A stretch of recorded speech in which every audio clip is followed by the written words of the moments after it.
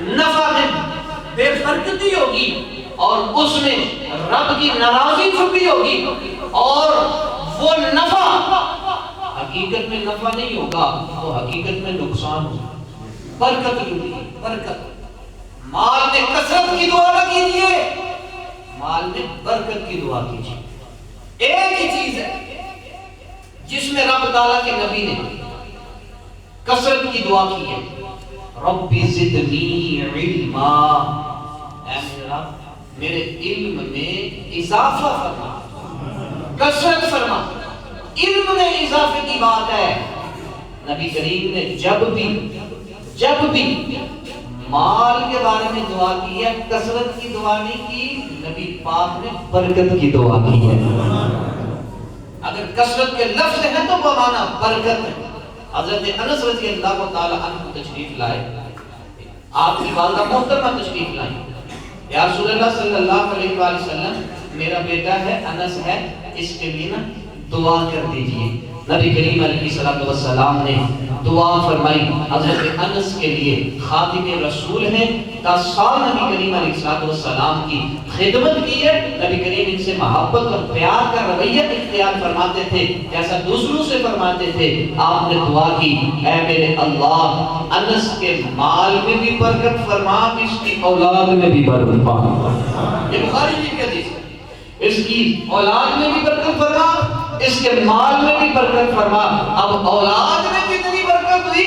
حضرت انس فرماتے ہیں ابھی میں زندہ اور 120 آپ کے پوتے پوتیاں آپ کے ساتھ کھیلا کرتے تھے، اسد الغابہ میں موجود، ابھی آپ زندہ ہیں۔ حضرت انس بن مالک رضی اللہ تعالی عنہ، آپ نے اپنی زندگی میں 120 اپنے پوتے پوتیاں نواسے نواسیاں اپنی زندگی میں دیکھے، اور جب آپ قرآن مجید مکمل فرماتے تو آپ ان سب کو بلایا کرتے تھے اور پھر دعا بھی فرمایا کرتے تھے۔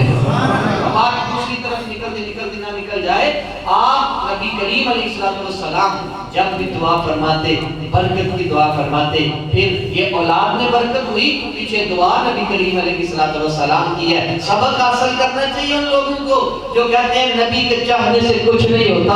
اگر نبی یہ دعا کر دیں کہ انس کے مال میں برکت ہو تو پتہ کیا ہوتا ہے؟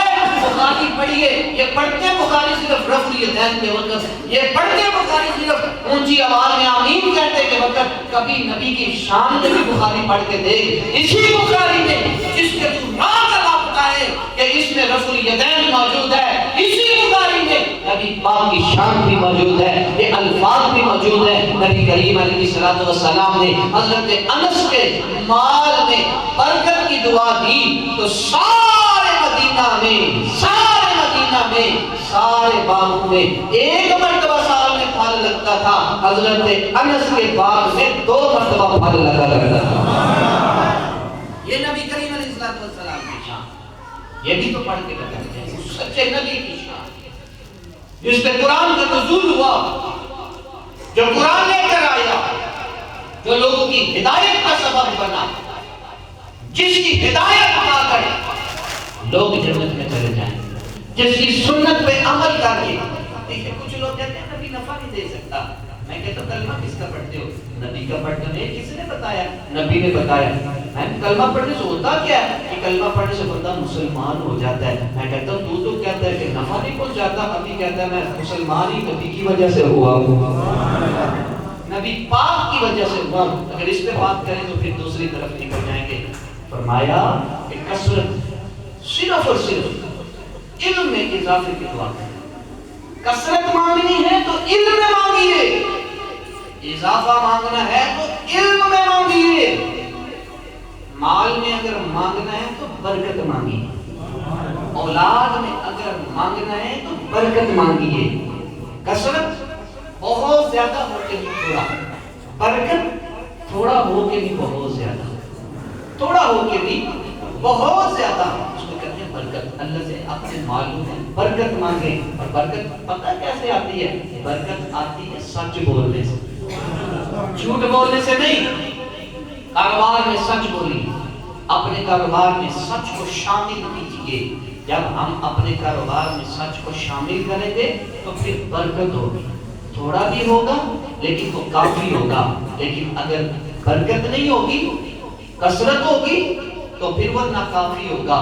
دیکھتے نہیں کئی ایسے لوگ ہیں فریجیں بھری ہوئی ہیں نعمتوں سے لیکن وہ کھا نہیں سکتے، کثرت ہے برکت کوئی نہیں ہے۔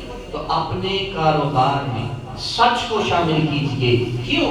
رب تعالیٰ فرماتا ہے یا ایھا الذین آمنوا اتقوا اللہ وقولوا قولا سدیدا، اے ایمان والو اللہ سے ڈرو اور سیدھی بات کرو، سچی بات کرو، قولا کریما، سچی بات کرو۔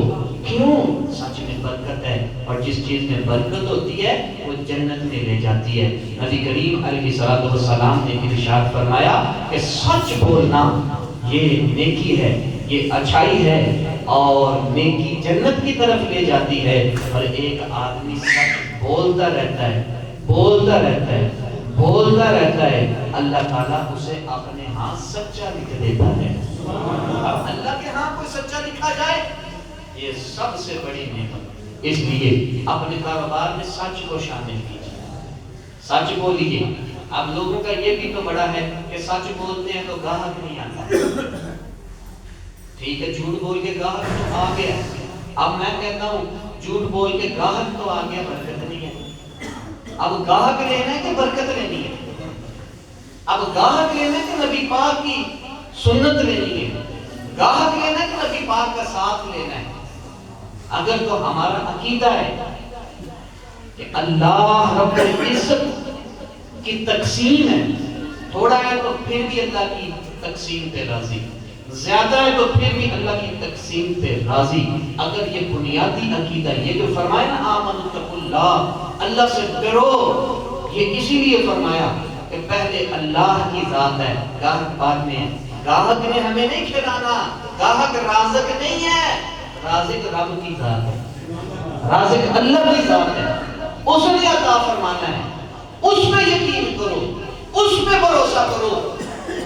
وہ اس وقت بھی کھلا رہا تھا جب تم ماں کے پیٹ میں، ماں کے پیٹ میں 9 ماہ تک جس ذات نے تمہیں کھلایا، جب وہ تمہیں اس دنیا میں بھیجتا ہے تو وہ اس رزق کا ضامن ہوتا ہے۔ آخری بات سن لیجیے، میں برکت کی بات کر رہا ہوں، اور برکت سچ بولنے کی وجہ سے آتی ہے۔ نبی کریم صلی اللہ علیہ وسلم کی حدیث پاک ہے مسلم شریف کے اندر کہ جب بچہ ماں کے پیٹ میں 120 دن کا ہوتا ہے، پورے 4 ماہ اس کو ہو جاتے ہیں، نبی کریم صلی اللہ علیہ وآلہ وسلم نے پوری ترتیب بتائی ہے کہ 40 دن کے بعد کیا تبدیلی آتی ہے، 80 دن کے بعد کیا تبدیلی آتی ہے، اور پھر 120 دن کے بعد کیا تبدیلی آتی ہے۔ وہ ایک الگ موضوع ہے۔ 120 توجہ فرما رہے ہیں آپ، جب بچہ ماں کے پیٹ میں 120 دن کا ہوتا ہے، کتنے ماہ بن گئے؟ 4 ماہ۔ جو سب سے پہلی چیز لکھی جاتی ہے وہ رزق ہے۔ کیا ہے؟ رزق۔ جو سب سے پہلی چیز، ابھی انسان اس دنیا میں نہیں آیا، یہ مسلم شریف کی حدیث کا حوالہ دے رہا ہوں، مختلف احادیث مبارکہ میں نے الحمدللہ پڑھی ہیں ساری، تو کسی میں کچھ ہے کسی میں کچھ ہے، لیکن جس حدیث کا میں ریفرنس دے رہا ہوں آپ حضرات کو، اس میں سب سے پہلی چیز جو انسان کے لیے لکھی جاتی ہے اس کا نام رزق ہے۔ ابھی بندہ اس دنیا میں آیا کوئی نہیں، رب نے رزق پہلے لکھ دی ہے، اس کے بعد 3 چیزیں اور لکھی جاتی ہیں، پھر کبھی آپ کو سنائیں گے وہ کون سی ہیں۔ سب سے پہلے رزق لکھا جاتا ہے، اور اسی رزق کو حاصل کرنے کے لیے ہم جھوٹ بولتے ہیں، رب کی نافرمانی کرتے ہیں، اسی رزق کو جو رب نے ہمیں لکھ دیا۔ ایک رزق وہ ہے جس کی ہم تلاش کرتے ہیں، اور ایک رزق وہ ہے جو ہماری تلاش کرتا ہے، وہ توکل ہے۔ وہ جو رزق لکھا جا چکا بھائیوں، جو نبی کریم صلی اللہ علیہ وآلہ وسلم نے ارشاد فرما دیا ہے، اس رزق جو ہمارا مقدر ہے، کوشش ہم نے کرنی ہے، لیس للانسان الا ما سعی، جو کچھ کریں گے وہی ملے گا۔ وہ جو رزق لکھا جا چکا ہے وہ مل کے رہنا ہے، اس لیے جھوٹ نہیں بولنا، سچ کا دامن تھامنا ہے، اپنے